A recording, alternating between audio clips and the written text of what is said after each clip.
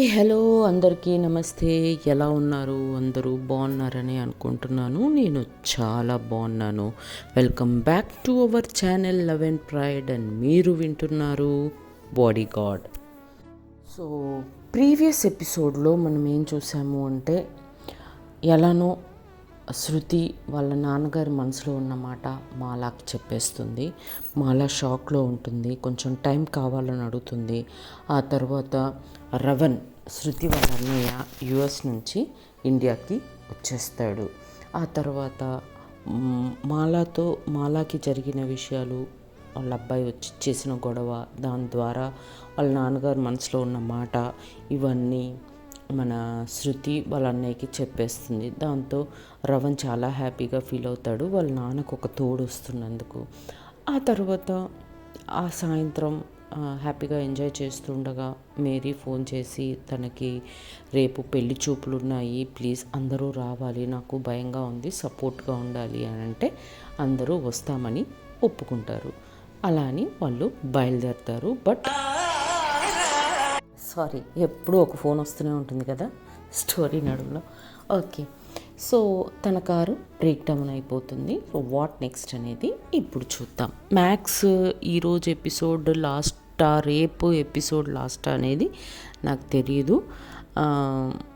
Because మీ అందరికీ తెలుసు, నేను స్టోరీ చెప్పేటప్పుడే నా బ్యాక్ ఆఫ్ ద మైండ్లో నాకు ఏం తోస్తుందో అది చెప్పేసుకుంటూ వెళ్ళిపోతూ ఉంటాను. మనం ఏమి ముందే రాసి పెట్టుకొని దాన్ని ఓకే తర్వాత అది ఇది తర్వాత ఈ సీన్ తర్వాత ఈ సీన్ చెప్దామన్న ఆలోచనలు ఏమీ ఉండవు. దేవుడి దయ వల్ల నాకు అదొకట గాడ్స్ గిఫ్ట్. అది చెప్పటం హాయ్ హలో అన్న తర్వాతే నా బ్రెయిన్ యాక్టివేట్ అయ్యి ఓకే ఇదిగో ఈ సీన్ చెప్పు అని నా బ్రెయిన్ నా నోట్లో మాట పలుకుతూ ఉండదన్నమాట. కాబట్టి ఈ ఎపిసోడ్ లాస్ట్ ఎపిసోడా లేకపోతే రేపటి ఎపిసోడ్ లాస్ట్ ఎపిసోడా అనేది కూడా నాకు తెలీదు, చెప్పుకుంటూ వెళ్తాను. Okay then let's get into the story, today's episode. So break down అయిపోయాక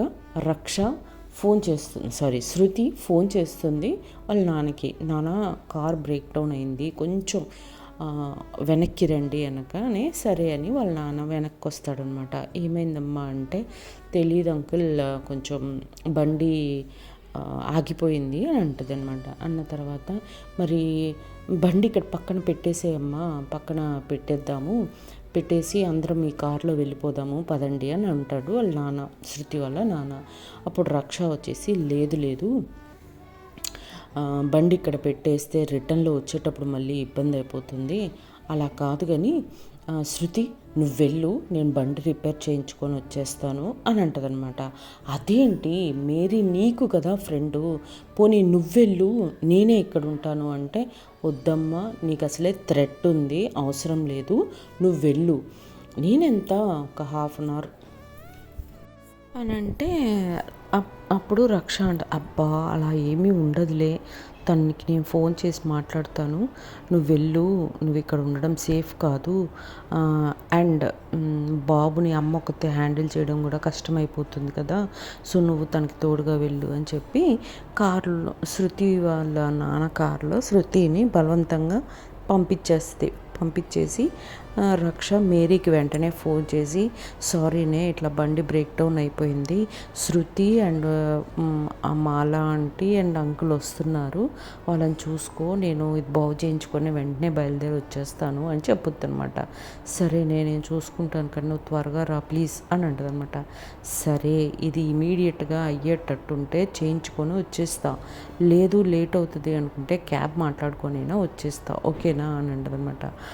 సరేలే అని చెప్పి ఫోన్ కట్ చేసేస్తుంది మేరీ. ఇంకప్పుడు వెంటనే రక్ష తనకి తెలిసిన మెకానిక్కి ఫోన్ చేసి లొకేషన్ షేర్ చేస్తుంది. అన్న తొందర రా అన్న ప్లీజ్, అర్జెంటుగా వెళ్ళాల్సింది ఉంది, బండి ఆగిపోయింది అంటే వస్తున్నానమ్మా అని చెప్పి ఆయన కిట్ తీసుకొని వస్తాడనమాట. బండి చూస్తే చిన్న రిపేరే అమ్మ, 5 minutesలో అయిపోతుంది, ఇదిగో ఈ వైర్ కొంచెం ఊడిపోయింది, అది నేను కొత్త వైర్ పెట్టేస్తాను అయిపోతుంది అని చెప్పేసి ఏదో గెలుకుతాడనమాట. సో అది రిపేర్ చేస్తూ ఉంటాడు. రిపేర్ చేయగానే ఇంకా రక్ష థ్యాంక్స్ అన్న అని చెప్పేసి ఆయనకి చేయాల్సిన పేమెంట్ చేసేసి బయలుదేరిపోతుంది అనమాట. బయలుదేరుతుంది అటువైపు. ఇంకా శృతి వాళ్ళ నాన్న వాళ్ళ అమ్మ అక్కడికి వెళ్ళేసరికి మేరీ వెయిట్ చేస్తూ ఉంటుందన్నమాట. వీళ్ళు ఇంకా రాలేదేంటి అని. వీళ్ళు వెళ్ళంగానే ఎదురు వెళ్ళి బాబుని తీసుకొని, రే ఇక్కడన్నా వచ్చావా అని వాడిని ఎత్తుకొని వాడికి ముద్దు పెట్టేసి వాళ్ళందరినీ లోపలికి ఇన్వైట్ చేస్తుందన్నమాట. ఇన్వైట్ చేసి లోపలికి తీసుకొని వస్తుంది. తీసుకొని వచ్చి ఇంకా వాళ్ళ అమ్మకి నాన్నకి అందరికీ పరిచయం చేస్తుంది. పరిచయం చేసి కూర్చోబెడుతుంది. కూర్చోబెట్టిన 5 నిమిషాల్లోనే ఆ అబ్బాయి వస్తాడనమాట. అబ్బాయి ఒక్కడే వస్తాడు. వాళ్ళ ఫ్యామిలీకి ఏమి ఎవ్వరు రారు. సో అబ్బాయి ఒక్కడే వస్తాడు. సో శృతి వాళ్ళ నాన్న అండ్ మేరీ వాళ్ళ నాన్న ఇద్దరు ఎదురెళ్ళి ఆ అబ్బాయిని తీసుకొస్తారు. తీసుకొచ్చి రండి అని చెప్పి లోపలిగా కూర్చోబెడతారు. కూర్చోబెట్టిన తర్వాత ఇంకా అందరూ కూర్చొని టీ కాఫీ అన్నీ ఇచ్చిన తర్వాత అందరూ మాట్లాడుకుంటూ ఉంటారనమాట. ఇలా మాట్లాడుకుంటూ ఉండగా ఒక అరగంట అలా మాట్లాడుకుంటూ ఉంటారు. మాట్లాడుకుంటూ ఉండగా మన రక్ష వచ్చి కార్ పార్క్ చేస్తుంది. కార్ పార్క్ చేసి కారు దిగి ఇట్లా లోపలికి చూస్తుంది అనమాట. చూడగానే అక్కడ ఒక స్ట్రేంజ్ థింగ్ కనపడుతుంది రక్షకి. కనపడగానే ఫస్ట్ మేరీకి కాల్ చేస్తుంది అనమాట. మేరీకి కాల్ చేసి నువ్వు వెంటనే ఒక్కసారి బయటికి రా అని అనదనమాట. అనగానే ఎందుకే ఏంటి అంటే ఏం లేదు అర్జెంట్ నువ్వు ఒక్కసారి బయటికి రా అని అంటది. అనగానే సరే వస్తున్నా అని చెప్పి అమ్మ ఎక్స్క్యూజ్ మీ ఇప్పుడే వస్తాను అని చెప్పి అక్కడ నుంచి బయటకు వస్తుంది అనమాట. బయటకు వచ్చి ఏమైంది ఏమన్నా థ్రెట్టా శృతి ఇక్కడ ఉంది కాబట్టి అంటే నేను చెప్తా కానీ నువ్వు స్ట్రైట్గా ఇంట్లోకి వెళ్ళు. కామ్గా వెళ్ళి ఇంటి వెనకాల తలుపు తీసుంది ఆ తలుపు పెట్టేసేయి. ఇంకేదన్నా తలుపు తీసున్నా కూడా పెట్టేసేయి అని చెప్తుంది అనమాట. ఎందుకే అంటే నేను చెప్పింది చెయ్యి ప్లీజ్ అని అంటది. అనగానే సరే అని చెప్పేసి స్ట్రైట్గా వెళ్ళిపోయి వెనక డోర్ క్లోజ్ చేస్తుంది. ఆ తర్వాత ఇటు పక్కన నార్త్ సైడ్ వాళ్ళకి ఈస్ట్ ఫేసింగ్ నార్త్ సైడ్ కూడా ఒక డోర్ ఉంటుంది అనమాట. సో ఆ డోర్ కూడా క్లోజ్ చేస్తుంది. క్లోజ్ చేసి వచ్చి కూర్చుంటుంది. ఏమైంది వచ్చి తలుపులన్నీ పెట్టేసావు ఎందుకు అని అడుగుతారు అందరూ. ఏం లేదమ్మా ఏం లేదు అని తను చెప్తుండగానే రక్ష ఇంట్లోకి వస్తుంది. ఇంట్లోకి వచ్చి మెయిన్ డోర్ కూడా క్లోజ్ చేసేస్తుంది. క్లోజ్ చేసి మేరీ పక్కకు వెళ్ళి కూర్చుంటుంది అనమాట. ఏది ఆ అబ్బాయికి ఎదురుగా కూర్చోగానే ఆ అబ్బాయి కూడా షాక్ అయిపోతాడు రక్షని చూసి షాక్ అయిపోగానే ఆ అబ్బాయికి ఏం చేయాలో అర్థం కాక అటు ఇటు చూస్తూ ఉంటాడనమాట. చూస్తూ ఉంటే ఇప్పుడు నువ్వు ఎక్కడికి పారిపోలేవులే కానీ కూర్చోకామ్గా నిన్ను కొన్ని క్వశ్చన్స్ అడగాలి అనగానే మేరీ వీళ్ళందరూ ఏమైంది ఎవరే వాడు అది ఇది అని అడుగుతుంటారనమాట.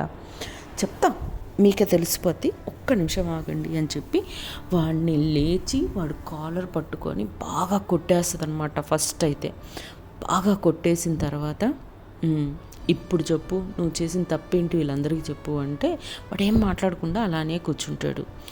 అంకుల్ వీడు మీకు ఎలా పరిచయం అని అడుగుతుంది మేరీ వాళ్ళ నాన్నగారిని. అంటే అమ్మ ఈ మధ్య రీసెంట్గా ఒక 1 year క్రితం ఆ అబ్బాయి మన కంపెనీలో ఇన్వెస్ట్ చేశాడు. సో అలా ఇన్వెస్ట్ చేసినప్పుడు మేరీ ఎప్పుడో వచ్చినప్పుడు చూశాడట మన కంపెనీలో. సో అంకుల్ మీ అమ్మాయి నాకు నచ్చింది, సో మీ అమ్మాయి నేను పెళ్లి చేసుకుంటాను అని అడిగాడు. సరే బిజినెస్లో ఉన్నాడు, మన బిజినెస్లోనే ఉన్నాడు, సరే మంచి పళ్ళాడే కదా సుఖపడుతుందని ఒప్పుకున్నా అని అంటాడనమాట వాళ్ళ నాన్న. అనగానే ఓ అవునా మాలా ఆంటీ చూడండి వీడెవడో తెలుసా అని అంటదనమాట. ఎవరమ్మా నేనెప్పుడు వాడిని చూడలేదే అంటే మీరెవ్వరూ చూడలేదు, నేను మాత్రమే చూశాను, వీడే మన గౌరీ హంతకుడు అని చెప్తుందనమాట. అనగానే అందరూ షాక్ అయిపోయి చూస్తారనమాట.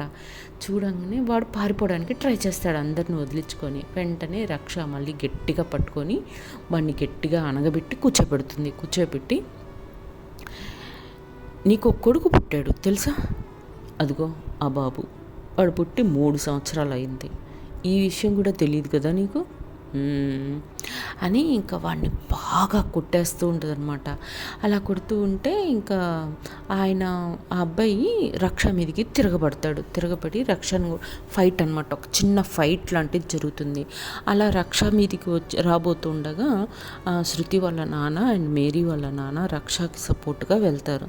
ఇంక అందరినీ వదిలించుకొని అక్కడ నుంచి వాళ్ళందరినీ నెట్టేసి బలవంతంగా వెళ్ళిపోతాడనమాట. అలా వెళ్ళిపోయే క్రమంలో ఆ అబ్బాయి డ్రెస్ అంతా చినిగిపోతుంది, మొత్తం కంప్లీట్గా చినిగిపోతుంది అనమాట. ఇంకప్పుడు ఇంకా వాడు వెళ్ళిపోయాడు.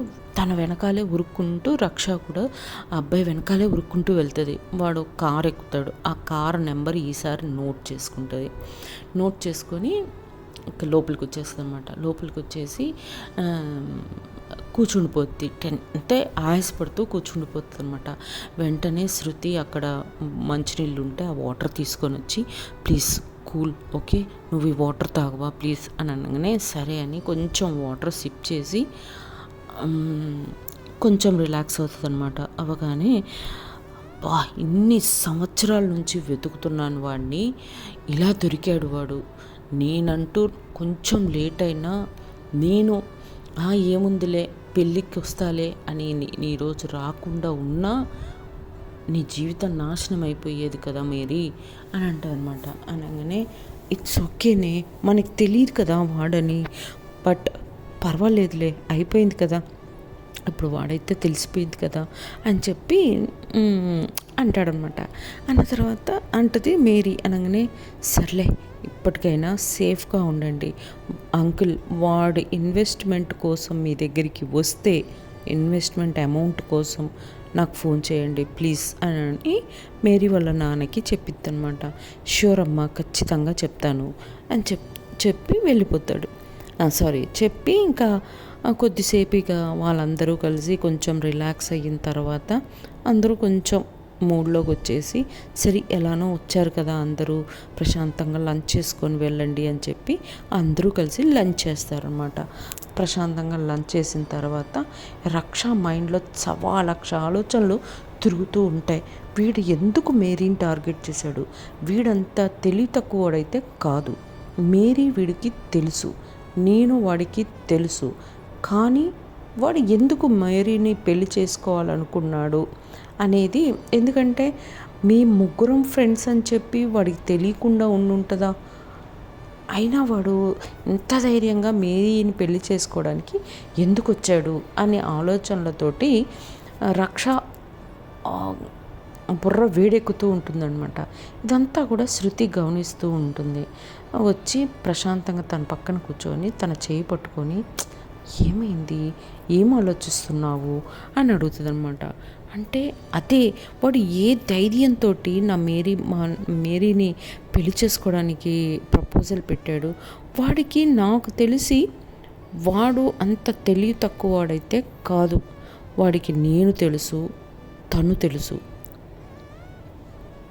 బట్ ఎందుకు ఇంత సాహసం చేశాడు అనేది నాకు తెలియాలి అని అంటదనమాట. అనగానే సరే, మళ్ళీ దొరికినప్పుడు వాడిని గట్టిగా పట్టుకొని అడుగుదాంలే, కానీ ఇప్పుడు నువ్వు టెన్షన్ అవ్వకు ప్లీజ్ అని అంటదనమాట. అనగానే ఓకే అని చెప్పి ఇంకా వీళ్ళ క్లోజ్నెస్ని ఎంత దగ్గరగా కూర్చొని ఒకరినొకరు కన్సోల్ చేయటం ఇవన్నీ చూస్తారు పెద్దలు. చూసి శృతి వాళ్ళ నాన్న, మాల అందరూ చూస్తారన్నమాట. చూసి వీళ్ళిద్దరి మధ్యలో ఏదో జరుగుతుంది అనేది వాళ్ళకి అర్థమవుతుంది. అర్థమయ్యి శృతి వాళ్ళ నాన్న శృతి దగ్గరికి వచ్చి, ఏంటి, ఏమన్నా ప్రాబ్లమా అని అడుగుతాడు. అంటే ఏం లేదు నాన్న, షీఈస్ ఫైన్ అని అంటదనమాట. షీఈస్ ఫైన్ నాకు అర్థమవుతుంది, బట్ మీ ఇద్దరి మధ్యలో ఏంటి అని అడుగుతారనమాట. అనగానే అప్పుడు అది నాన్న అని చెప్పి వాళ్ళిద్దరు అసలు ఏంటి, వాళ్ళ మధ్యలో రిలేషన్ ఏంటి, వాళ్ళు ఏం చెయ్యాలనుకుంటున్నారు ఫ్యూచర్లో అన్నీ అక్కడ చెప్తారు అనమాట.